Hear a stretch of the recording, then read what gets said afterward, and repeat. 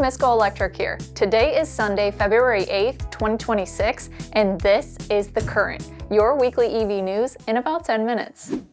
In a significant policy shift, the Canadian government under Prime Minister Mark Carney has eliminated their national electric vehicle sales mandate, a Trudeau-era requirement forcing 20% of new vehicle sales to be zero emissions by 2026, rising to 60% by 2030 and 100% by 2035. The administration says the mandate has been replaced with stronger greenhouse gas emissions standards for model years 2027 to 2032.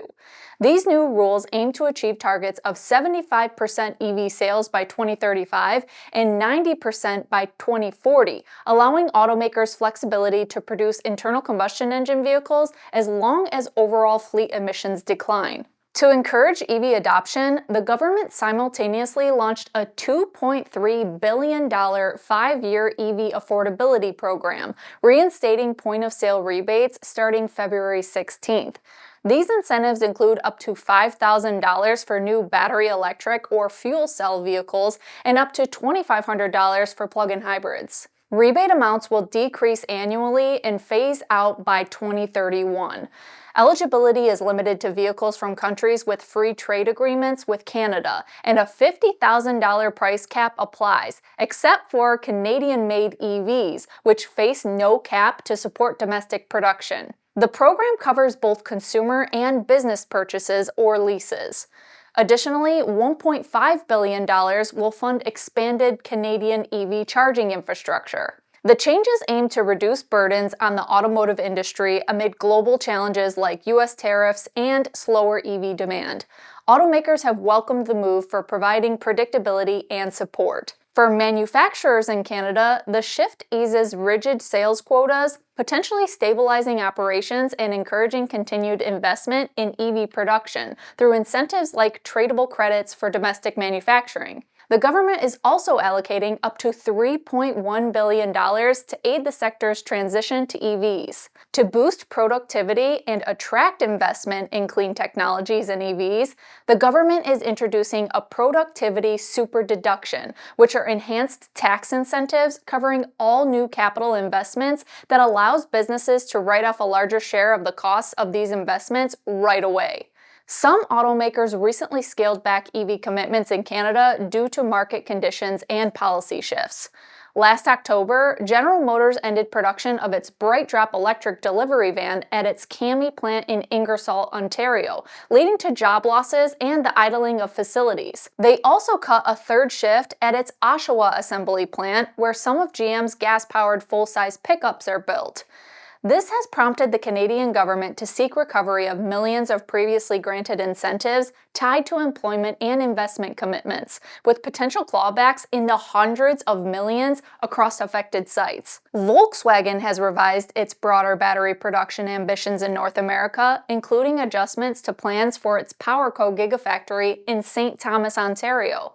Though construction continues, the company reduced its investment in the project and has delayed certain EV models while taking global write-downs exceeding $6 billion related to EV restructuring. Honda has also made adjustments by postponing its $10.7 billion investment in Alliston, Ontario, including EV battery and assembly facilities, by approximately 2 years, as part of a 30% reduction in its global EV investment plans through the early 2030s, citing lower than expected market adoption and tariff uncertainties. Stellantis has also pulled back in Canada, and we'll talk more about that shortly. These pullbacks collectively represent billions of delayed or reduced commitments, contributing to job impacts and supply chain disruptions in Canada's auto sector, as the new policy aims to provide relief. The country still says within 5 years, EV sales are projected to reach nearly 40% of global car sales, about twice the 2025 percentage.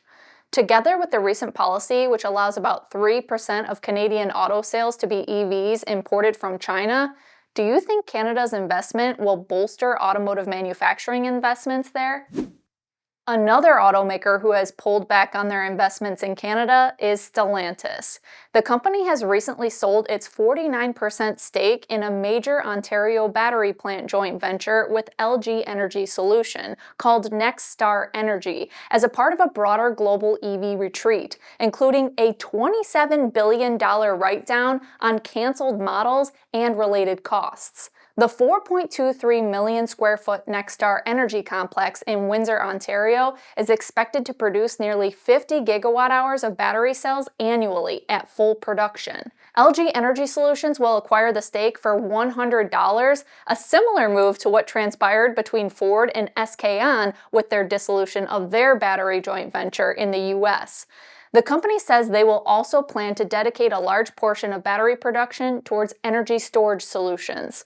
Stellantis says they remain a committed customer and will continue to source battery products from Nexstar Energy. Stellantis described the multi-billion-dollar write-down as a reset of its business strategy, citing an overestimation of the pace of consumer adoption of EVs, weaker than expected demand, and the need to realign product plans with customer preferences and evolving regulations, including changes in U.S. emissions rules. The charges, booked primarily in the second half of their 2025 financial reporting, include write-offs for canceled EV products, impairments on EV platforms due to lower projected volumes and profitability, resizing of the battery supply chain, and related cash payments of about 6.5 billion euros spread over the next 4 years starting in 2026.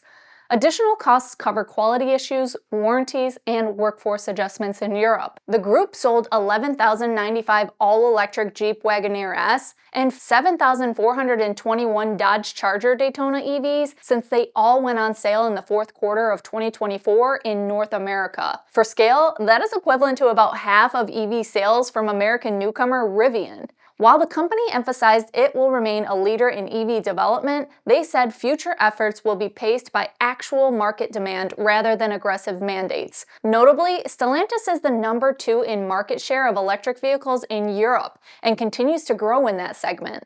Stellantis CEO Antonio Filosa, who was handed the role in June of last year, stated that the charges largely reflect the cost of overestimating the pace of the energy transition that distanced us from many car buyers, real-world needs, means, and desires. The announcement triggered a sharp market reaction, with Stellantis shares plunging as much as 24% in trading.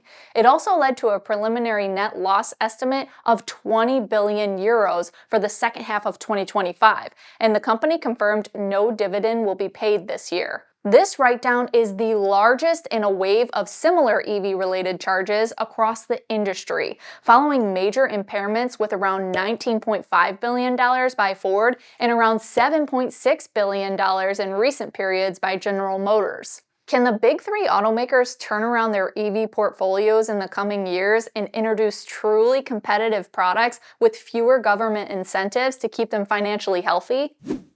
2 prominent players in advanced battery technology, Quantumscape and Amprius Technologies, have recently announced advancements to their production capabilities for next-generation batteries targeted at electric vehicles and other high-performance applications.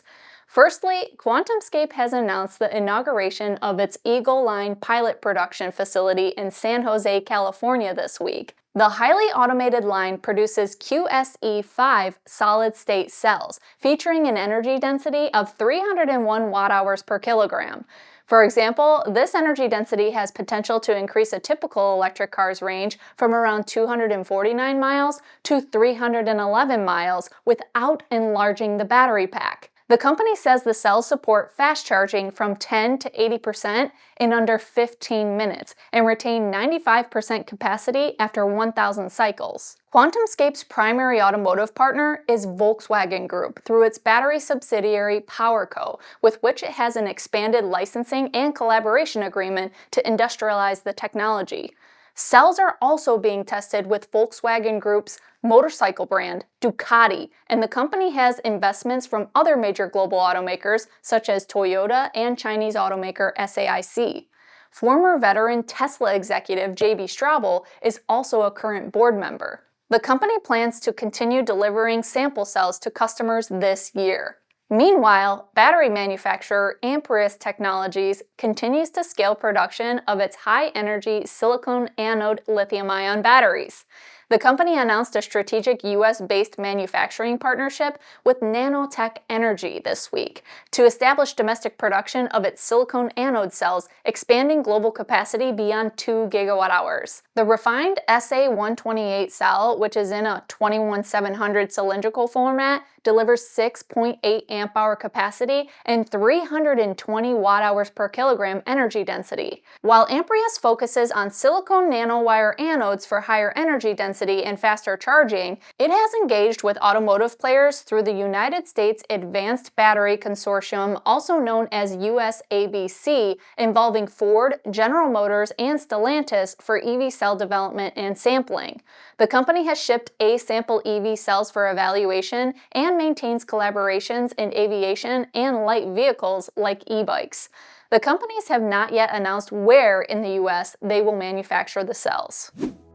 This week, we published a new guide to the Miss GoElectric Ride Reviews channel, going over my top 5 tips and tricks for a comfortable, safe, and amazing winter e-bike riding experience. We have posted 8 other detailed videos as a part of our e-bike buying guide, but this one is probably our favorite so far. Why not head over to that channel to subscribe and see what you've been missing in terms of reviews ranging from e-bikes and motorcycles to skateboards and watercraft.